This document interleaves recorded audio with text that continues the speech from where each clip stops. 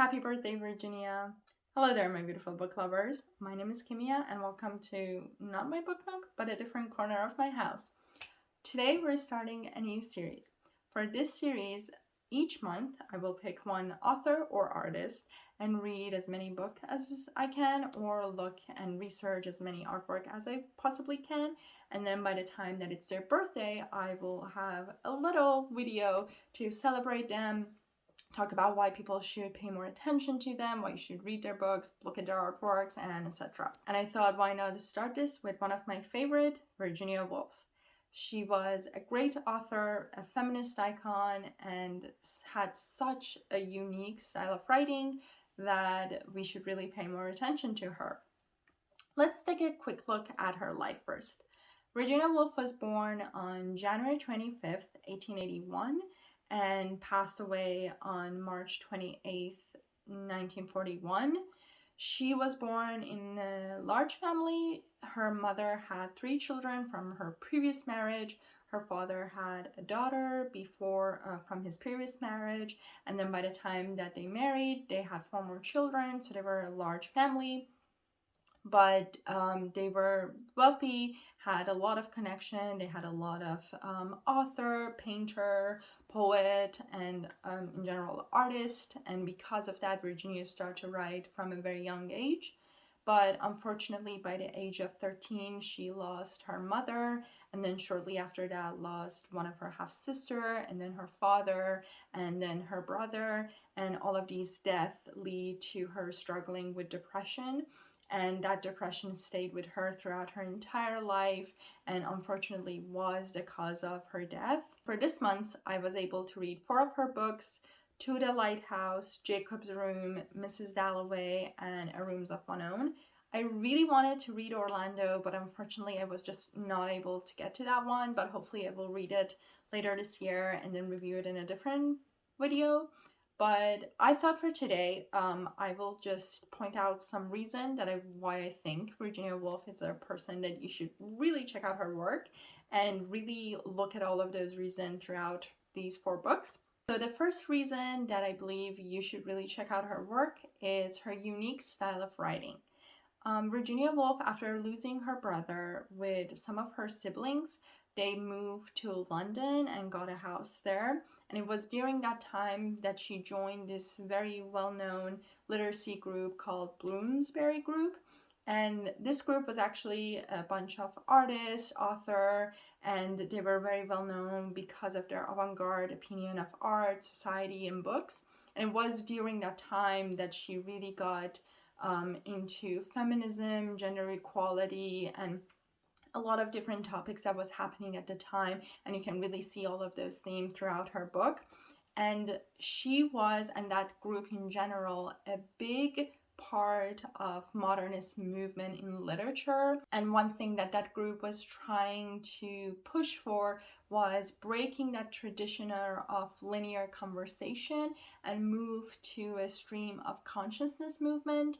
This style of writing is that instead of having one main character and following them through the first or third point of view, you actually have all of these different characters that you're hearing their inner thought. You are switching between character, and because of that, it creates this sense of intimacy, and it's much different from what we're used to or a lot of other books follow.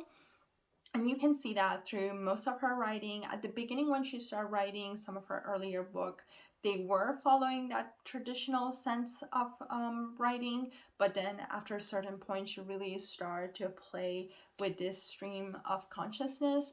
For example, in Mrs. Dalloway, this book is an event of one day in Mrs. Dalloway's life. She's throwing a party for some friends, and we're following her, some of her friends, the maid, and also another couple. And we are really seeing what every single person is going through in this just one day. And the beauty of her writing is that she switched between these characters so poetically, and just it's so masterful because, for example, there's this one part that Mrs. Dalloway is outside, she's trying to do some shopping, and by the time that she passes a couple we switch character, and now we're listening and hearing the thought of those couple and what they're going through through in that one day. And so because of that, it's really interesting to see how she plays with all of these different characters, how she makes us to get connected to one of, like, every single one of them. And that's something that we see it in Jacob's Room. In that book, we're following Jacob from a young age till he goes to World War I and the events that happen throughout his life. And instead of really only following Jacob, we actually are seeing him through the eyes of all the different characters, and we're getting an idea of how they perceive him, and because of the different interaction that they had with him, how they look at him, what they think of him. And so it makes it very interesting to get to know your main character through others' eyes, because we're usually used to having this main character, the hero, that we're introduced to. We're given a bunch of facts about who they are, what their quest, what they're doing with their life, and then that's it. But with Jacob's Room, we actually never get that sense of one Jacob. There's always a little bit of difference, just because no two people look at one person the same way, just because of the interaction that we had with them or whatnot. And so that's very interesting. We see the same in To the Lighthouse. In that book, we are following the Ramsey family, and the beginning of the book, it's the event of 2 days, and then the rest of the book, it's the event that happened 10 years later after the war. And we're seeing how the son and the mother interact, what's the relationship between the son and the father, the relationship between the rest of the siblings, the relationship between the parents. And we get all of these emotions, how they have different sense of self, and also how they're trying to interact with the members of their family. And especially because Virginia Woolf was raised in a large family, she really knows that very well and knows how to play with it, with the elements of siblings, how they can be close to one another, but at the same time there are sometimes those conflicts. So it's very beautifully done, and because of that, it makes her work so just unique, since we don't see it very often, and it's very well worth your time to give it a chance. The next reason her books are just so great, it's because she always paid attention and talked about topics that back then were really not common to talk about, and even right now we're still trying to push to talk about them much more. But by the time that she was writing about it, it was even more hush-hush, and it wasn't something that people would just sit and write about or talk about. For example, when it comes to feminism and gender equality, we have A Rooms of One Owns, which is one of the most classic piece of feminist literature. That it was actually, I talked about it in a different video, but I'm trying to give a short little summary here. It was a collection of essay that she presented to 2 women colleges, and then after a couple of years, she put it together as a fictional book. And we're following Mary Bouton and her quest and her journey to find out why there are more books by men and not by women. And she's really pushing this idea that it's not because one is more creative than the other, but it's simply because women didn't have the freedom of time, the financial independency, and the space to be able to be creative. And her point, and the reason that I really love her writing, is that she's not pushing for women to become more like men or men to become more like women, but it's simply for equality for everyone, to be who you are and who you want to be. And that's the reason that I really praised her for it. And you can see that in Mrs. Dalloway. She's expected to be this great hostess, but she's not really happy about that. She still does it, and she might enjoy it on times, but it's not something that she wants to be expected every single time. And we have Sally, another character. She's actually an ex-lover of Mrs. Dalloway, which is another interesting part, that you have this relationship between 2 women, which is not something that was common back then. And she's really playing with that emotion of a woman that it's actually, she's married to a man, she's happily married to him in a sense, but at the same time she had feelings for another woman back then. And Sally, who is a fierce woman who's very outspoken, very energetic, and you see how people perceive her, how they look at her because the way that she is. And so it really shows that how she was pushing, Virginia Woolf was really pushing through her character to show that how we need that equality.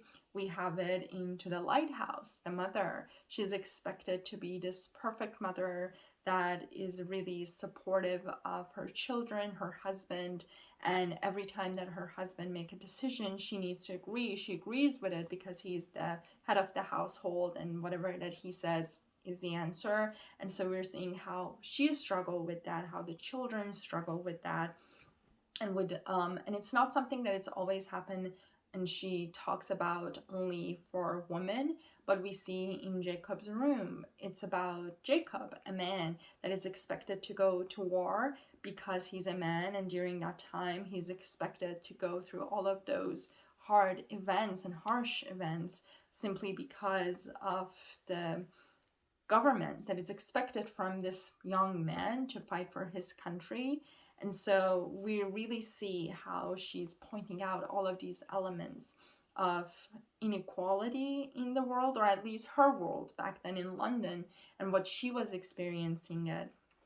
And another event was because Virginia Woolf lived through World War I, she really saw the destruction of it. She really saw the effect of it on family, on people, and she really tried to portray that, which moves me to the next point, the next topic that she really talked about, which was mental illness. And because Virginia Woolf herself was suffering and struggling with depression throughout her entire life. She was even diagnosed with bipolar disorder. So she really knew how people with mental illness had felt back then, how they were perceived, how doctor would not really listen to them. They would just look at it as, it's not a big deal, you will be fine.